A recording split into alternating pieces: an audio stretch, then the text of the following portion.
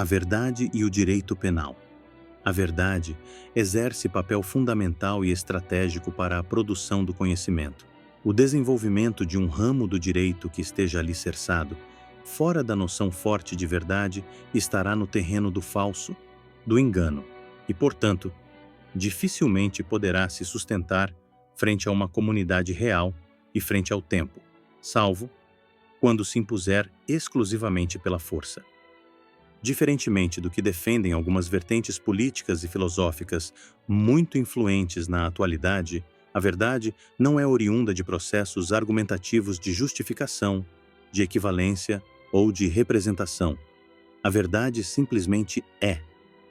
Parte da filosofia e do conhecimento popular, pós-virada linguística filosófica, se mostra resistente a um reconhecimento público desta afirmação, muito embora não possa negligenciá-la impunemente. Ninguém pode. O desconforto de parte da filosofia moderna provavelmente nasce do trauma e da dificuldade que tem em reconhecer, sinceramente, uma ordem transcendente. O fato de não termos acesso à verdade nua, apartada de nossas formas particulares de captação do mundo, não deveria implicar na invenção desregrada de verdades práticas, como fizeram alguns modernos em rendição ao seu próprio tempo. Isso porque se há um ponto seguro arquimediano no universo, ele certamente é a verdade. Durante muito tempo, defendi a inexistência de verdades universais e imutáveis. Hoje, entretanto, vejo que ser universal e imutável é a mais clara vocação da verdade. Todo o resto, toda constelação de percepções humanas é transitória, cultural, local e mutável. Em democracias, sobretudo, as diferenças entre as concepções do que seja bom para nós e do que seja bom para mim não são racionalizadas pela categoria da verdade. São as categorias da igual consideração e respeito e da construção participativa das decisões políticas que racionalizam a vida política moderna nos termos de uma rede de direitos jurídicos. Tal fato se dá porque o respeito mútuo guarda alguma relação com a compreensão de uma verdade ou razão moral universal ligada a uma aritmética da coexistência. Entretanto, o mesmo não ocorre em relação ao conteúdo das singularidades opinativas. Pressupor a existência de um mundo objetivo e verdadeiro que se impõe sobre todos, para além das percepções passageiras e das cargas hereditárias culturais que carregamos, é o que permite aos povos a luz da esperança de um amanhã mais acertado e menos refém dos erros do passado. Basear, portanto, uma teoria do conhecimento nesta afirmação da verdade nos leva a duas questões. Primeira, como construir assertivas científicas mais aproximadas da verdade? Segunda, como conectar a construção do conhecimento e a construção do direito penal desde uma perspectiva aproximada da verdade? Vamos considerar os dois caminhos mais explorados pela ciência e pela filosofia para responder a estas questões: o mentalismo e o procedimentalismo discursivo. O mentalismo foi a aposta da filosofia analítica por longa data. Sua premissa básica é a de que os esforços e empenhos mentais/intelectuais poderiam levar o sujeito individual a conhecer a verdade naquele objeto que observa. No mentalismo puro, o cientista pretende poder romper todo o pano de fundo que forma sua personalidade como indivíduo e alcançar as verdades correspondentes ao que há lá fora. Há, portanto, uma confiança na ancoragem do conhecimento nos elementos do mundo objetivo. Habermas assim descreve: segundo a concepção mentalista, a objetividade é assegurada quando o sujeito da representação se refere a seu objeto de forma correta. Ele controla a subjetividade de suas representações pelo mundo objetivo. Esta crença solipsista, eu posso sozinho, foi duramente objetada e desconstruída enquanto método científico-filosófico de acesso à verdade, porque levava para dentro do conhecimento uma alta carga de história, simbolismo, cultura e traços da identidade personal do agente de conhecimento. Este método foi utilizado com sucesso Em muitos estudos científicos, entretanto, nos temas próprios das ciências sociais e das decisões políticas referidas ao nós, esta carga de elementos pessoais do agente de conhecimento acabaram por gerar uma significativa inadequação e inconformismo. Mesmo no campo onde o mentalismo teve espaço, as divergências entre os cientistas colocaram em xeque a sua acertabilidade enquanto método científico confiável. E se até os cientistas estavam divergindo sobre a verdade, então pareceu naquele momento que talvez a própria verdade não existisse ou não pudesse ser capturada. O pluralismo epistêmico acabou por enfraquecer a confiança na noção de verdade universal, e tudo o que restaram foram apenas defesas parciais tomadas como verdadeiras. O caráter privado das vivências que são cada vez mais as minhas, sobre o qual apoia minha certeza absoluta, fornece ao mesmo tempo razão para duvidar se o mundo, tal como nos aparece, não é apenas ilusão. O discurso e a dialógica despontou sobremaneira a partir da virada linguística pragmática promovida na filosofia. A construção comunicacional da verdade surgiu como uma alternativa prática para substituir o modelo mentalista e sua dificuldade substancialista, dando então vazão à pressão do pluralismo multicultural e do pluralismo moral cada vez mais agressivo nas democracias contemporâneas. Já que o mundo é percebido de formas diferentes por sujeitos diferentes, é importante que cada um deles forneça em um espaço de construção discursiva da verdade a forma pela qual descrevem e prescrevem este mundo. A argumentação tem a forma de um concurso que visa AOS, melhores argumentos a favor de ou contra pretensões de validade controversas, e ser a busca cooperativa da verdade. Esta virada dos monólogos, decisionismos e discricionariedades para os diálogos, comunicações e discursos implicou na necessidade de novas capacidades morais, a exemplo da capacidade de se deixar convencer por razões que se mostrem melhores que a sua. Esta seria a capacidade moral de convencer o próprio ego de que é mais acertado adotar o ponto de vista do outro, consenso como rendição ao outro, do que o próprio. Com o avanço das teorias da democracia e da filosofia política, o discurso, quase que por unanimidade, tem sido a via teórica para se chegar à correção das assertivas nas quais o direito se apoia. Neste ponto, citamos a destaca a obra do alemão Jürgen Habermas, Direito e Democracia, entre facticidade e validade, que se difundiu vertiginosamente nas ciências sociais brasileiras. EITE. Neste projeto, Habermas defende uma teoria procedimental do discurso alegadamente capaz de construir de forma ética verdades legitimamente democráticas. A crença do autor seria a de que, conversando e apresentando argumentos melhores, poderíamos chegar a um veredicto capaz de ser tomado enquanto uma verdade ética do agora. A justificada pretensão de verdade de um proponente deve ser defensável através de argumentos contra objeções de possíveis oponentes e, no final, deve poder contar com um acordo racional da comunidade de interpretação em geral. Se, por um lado, esta expressiva concepção filosófica nos fornece uma concepção de aproximação da verdade por meio do procedimento, por outro, neste estudo recorro a um modelo confessamente mais adequado ao contexto brasileiro, mais objetivo e mais propositivo, entretanto, não necessariamente antagônico ao apresentado por Habermas. O teste que adoto para reconhecimento do nível de correção de enunciados tomados como sendo correspondentes ou mais aproximados da verdade se dá de duas formas. 1.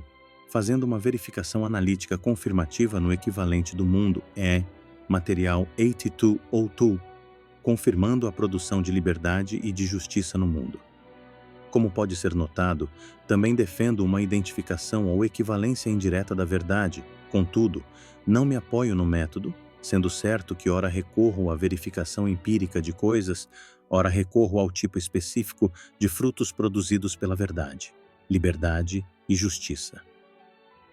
Os fatos da vida mostraram que consensos discursivos podem ser absolutamente equivocados, inverídicos e mesmo absurdos, como podemos, aqui no Brasil, perceber nos provimentos coletivos recorrentemente produzidos em tribunais e em casas legislativas. A prática brasileira deixa evidente que a doença que se instala no mentalismo não se importa em também se instalar no discurso, no argumento e no diálogo. A história nos apresenta mentalismos mal-sucedidos e consensos discursivos mal-sucedidos, 83. A história também nos oferece mentalismos bem-sucedidos e consensos discursivos também bem-sucedidos. O certo é que as nossas práticas ou omissões sempre farão brotar consequências no mundo real. E aí, então, poderemos encontrar um apoio mais confiável para nossa relação com a verdade. A questão é que a verdade não se deixa determinar desde fora. Não há paradigma de conhecimento, posição ou postura de conhecimento que seja capaz de domar a natureza selvagem da verdade. Portanto, a verdade simplesmente é aquilo que ela é. A comunicação natural da verdade é expressa pelo eu sou. Quero ainda registrar 3 questões mais simples que precisam ser pedagogicamente superadas. Primeira, só existe aquilo que conhecemos e, portanto, o que não conhecemos não existe.